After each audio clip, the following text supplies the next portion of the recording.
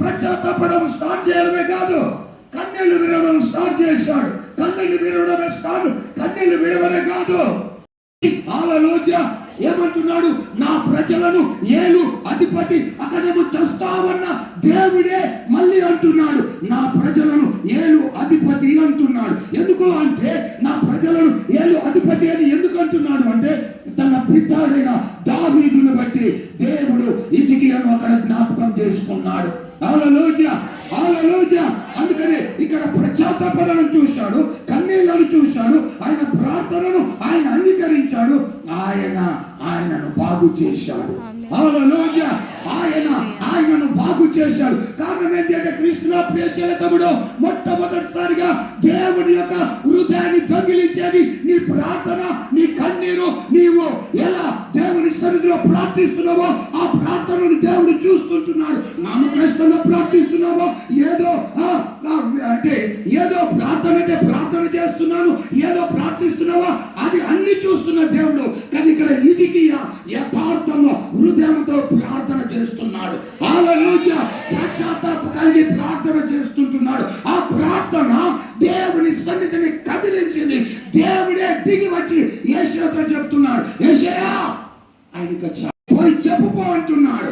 హల్లెలూయా, పోయి చెప్పుకో అంటున్నాడు. ఎందుకంటున్నాడు ఈ మాట అంటే క్రీస్తు నా ప్రియ తమ్ముడు, మొదటిది చస్తుంటున్నావంటే ఆయనకు భయం వేయలేదు, కానీ మొదటిగా ఆయన గోడ తట్టు త్రిప్పుకొని ప్రార్థన చేయడం స్టార్ట్ చేశాడు. హల్లెలూయా.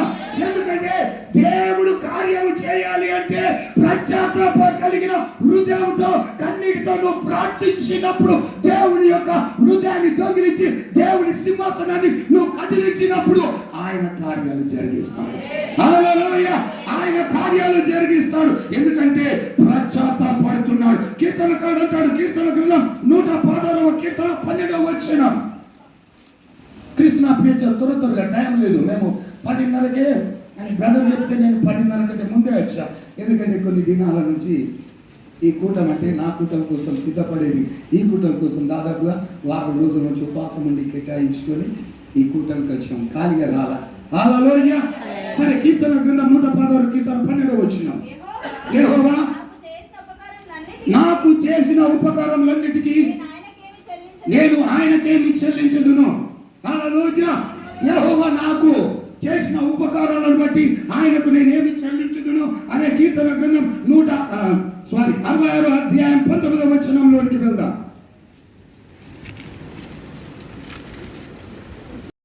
అక్కడ భక్తులు అంటున్నారు, నిశ్చయంగా దేవుడు నా మనవిని అంగీకరించి ఉన్నాడు. కారణం ఏంటి అంటే హిజ్కియా కన్నీరు కార్చడం, పశ్చాత్తాపడడం, దేవుని సన్నిధిలో ప్రాధేయపడడం అది చూసిన దేవుడు ఇక్కడ అంటున్నాడు, నిశ్చయంగా దేవుడు నా మీద కనికరము చూపాడు. అంటే ప్రార్థన మనకు అసాధ్యమైన కార్యాలను సాధ్యపరిచేది ప్రార్థన. ఈ మన ప్రార్థనకు అసాధ్యమైన కార్యాలను సాధ్యపరుస్తుంది పశ్చాత్తాప ప్రార్థన, కన్నీరు ప్రార్థన. కన్నీటితో మనం చేసిన ప్రార్థన, ఈ ప్రార్థన మనలో ఉంటే దేవుని యొక్క సింహాసనము కదులుతుంది. తన సింహాసనము కదులుతుంటున్నప్పుడు నీ శత్రువులకు దడ పుట్టిస్తాడు నీ ద్వారా. హల్లెలూయా. నీవు ప్రార్థనతో దేవుని కదిలిస్తే, దేవుడు నీతో కదిలితే ఆ దేవుడు నీ శత్రువులకు ఆయన దడ పుట్టిస్తాడు. అంటే మరణమైన శత్రువు ఈయనకు వచ్చినప్పుడు ఈ శత్రువు నుంచి విడుదల రావాలి అంటే ఈయన పశ్చాత్తాపడి కన్నీరు కారుస్తూ ప్రార్థించినప్పుడు దేవుని సింహాసనం కదిలింది. దేవుని సింహాసనం కదిలింది కనుక ఆ రోగాన్ని దేవుడు కదిలించేశాడు. హల్లెలూయా. ఆ రోగాన్ని దేవుడు కదిలించేశాడు. అంటే క్రీస్తు నా ప్రియ తమ్ముడు, ఈ రోజు ఏ రోగమైనా, ఏ వ్యాధి అయినా, ఏ సమస్య అయినా, ఏది అయినా దేనికి కూడా భయపడదు. కానీ నీ దేవుడు అసాధ్యమైన కార్యాలను సాధ్యపరుస్తాడని మాత్రము మర్చిపోకు. ఎందుకంటే ఆయన కదిలితే ఏదైనా కదులుతుంది. ఆయన కదిలితే శత్రువు ఏదైనా సరే తరిమి వెళ్ళవలసిందే. హల్లెలూయా. వాడు తోపు గాని, వాడు ఎవడు గాని, ఎవడైనా సరే కదలవలసింది. ఎందుకంటే క్రీస్తు నా ప్రియ తమ్ముడు, ఈ రోజు అందరిని చూసి మోసపోయారు, డబ్బును చూసి, ఆస్తిని బట్టి, గుర్రాలను బట్టి, రథంలో బట్టి, ఎన్నిటిని బట్టి అతిశయపడి గర్విష్ఠులైపోతున్నారు. కానీ పశ్చాత్తాపడి దేవుని సన్నిధిలో అణిగి మణిగి ప్రార్థించి వారు తలలు ఎత్తుతారు. హల్లెలూయా, హల్లెలూయా. కారణం ఏంటంటే క్రీస్తు నా ప్రియ తమ్ముడు, మొదటిగా ఇక్కడ మత్తయి సువార్త 22వ అధ్యాయం 32వ వచనంలో ఒక మాట చూద్దాం.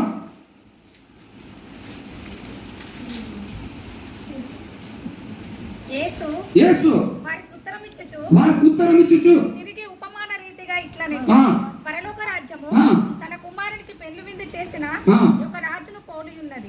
ఆ పెళ్లి విందుకు పిలువబడిన వారిని రప్పించుటకు అతడు తన దాసులను పంపినప్పుడు వారు రానుల్లకపోయిరి. కాగా అతడు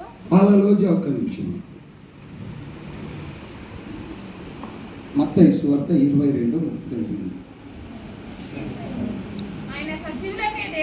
ఆయన సజీవులకే దేవుడు గాని మృతులకు దేవుడు కాదు.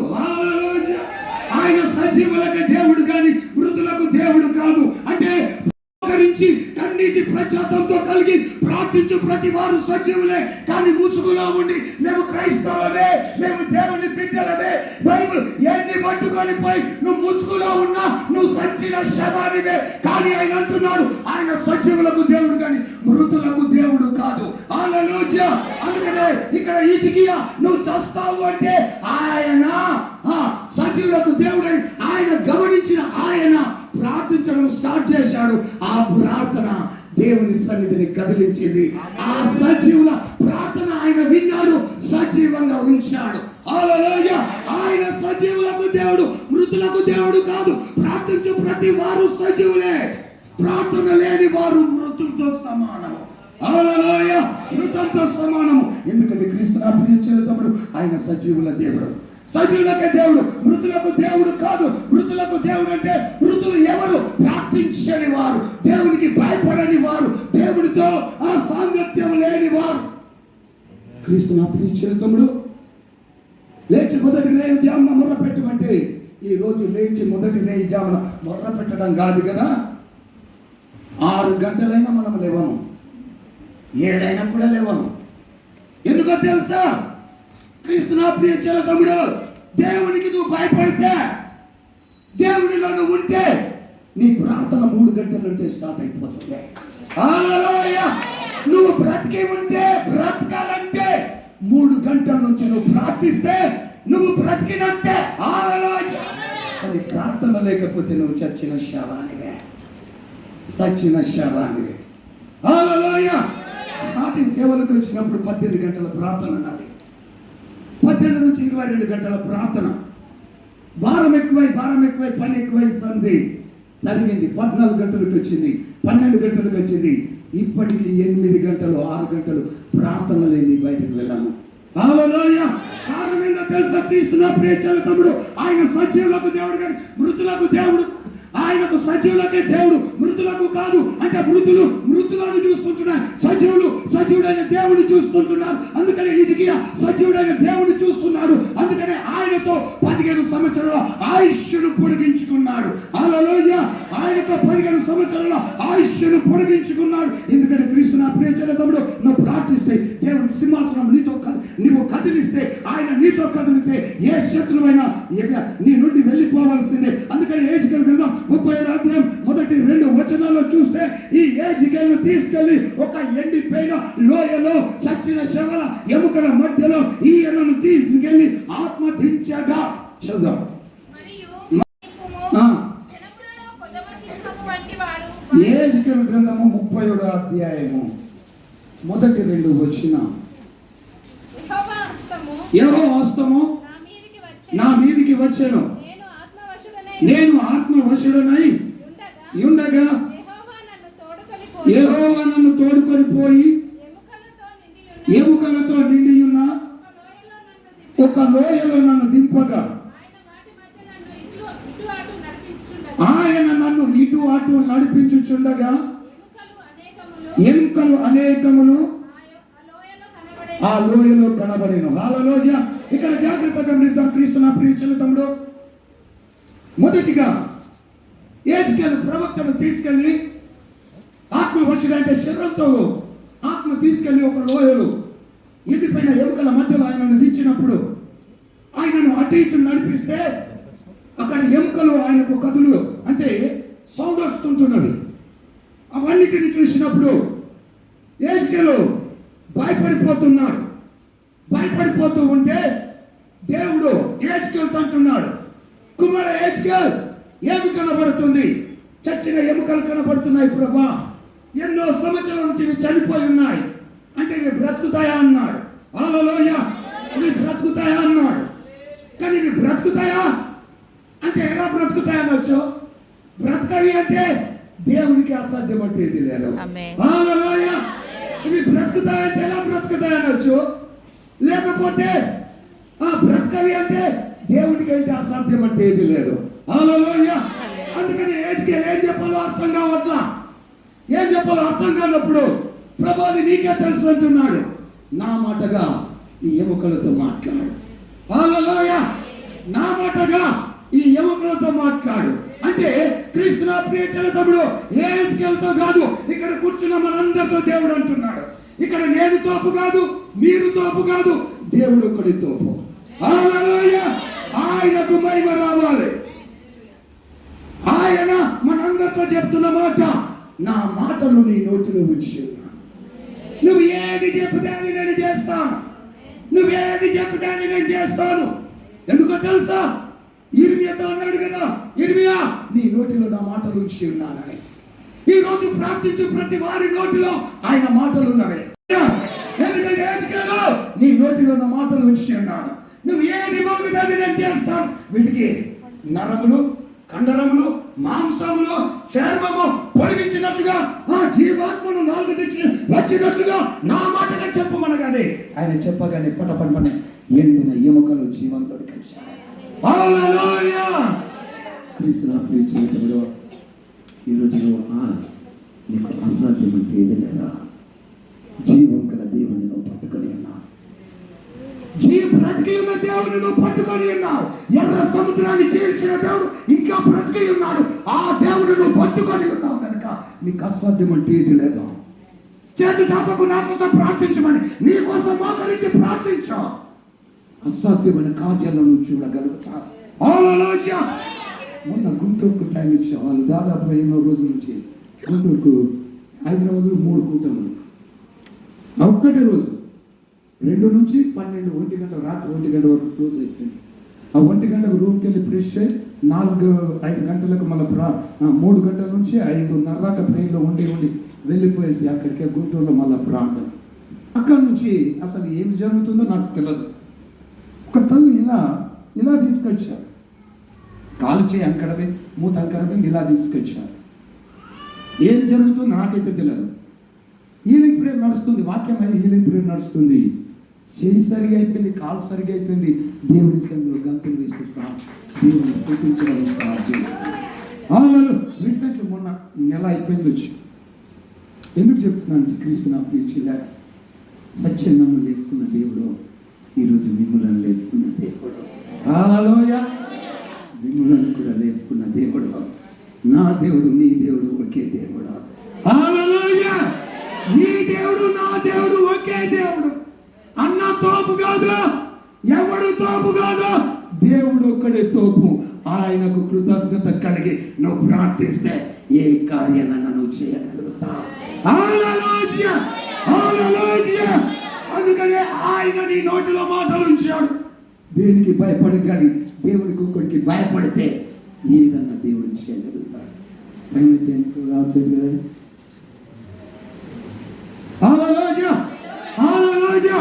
ఎందుకంటే క్రీస్తు నా ప్రియ తమ్ముడు నీ నోటిలో నా మాటలు ఉంచి ఉన్నాను, కానీ నీ నోటిలో నా మాటలు ఉంచి ఉన్నాను. అదే ఏదితో అదే గమనిస్తూ ఉంటున్నాడు. దేవుడు నా నోటిలో మాటలు ఉంచాడు, నేను దేవునికి ఎలుగెత్తి నేను ప్రార్థించాలని చెప్పి ఆయన పశ్చాత్తాప కలిగిన హృదయంతో కన్నీటితో ప్రార్థన చేస్తూ ఉంటుండగా దేవుని యొక్క సింహాసనాన్ని, ఆ కన్నీరు, ఆ పశ్చాత్తాపం, ఆ ప్రార్థన దేవుని సింహాసనాన్ని కదిలించినప్పుడు దేవుడు కదిలి వచ్చి ఆయనకు 15 సంవత్సరాల ఆయుష్ను పెంచాడు.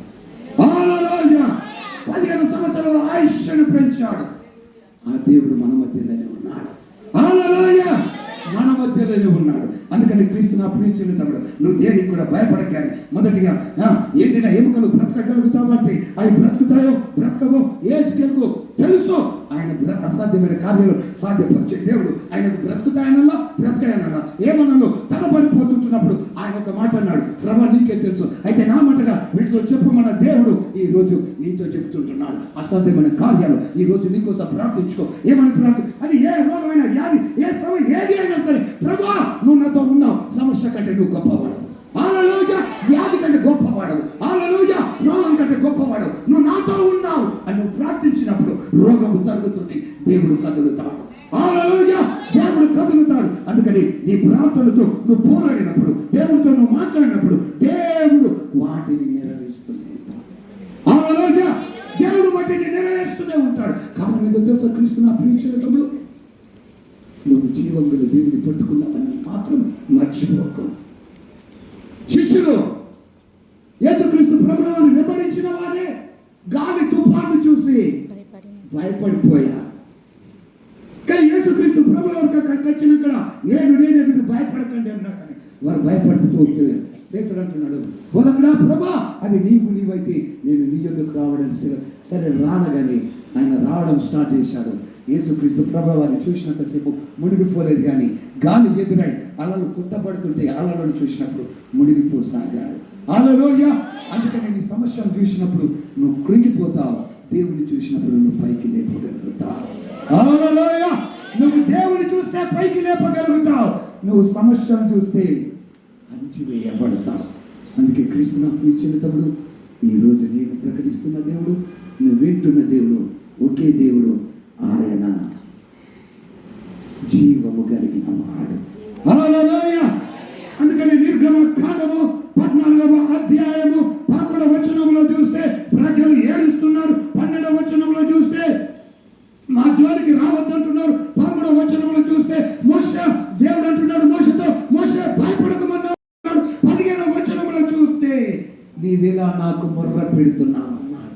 హల్లెలూయా. ఎందుకంటే క్రీస్తు నా ప్రియచరితముడు సమస్యల విషయం మనం భయపడిపోతున్నాం.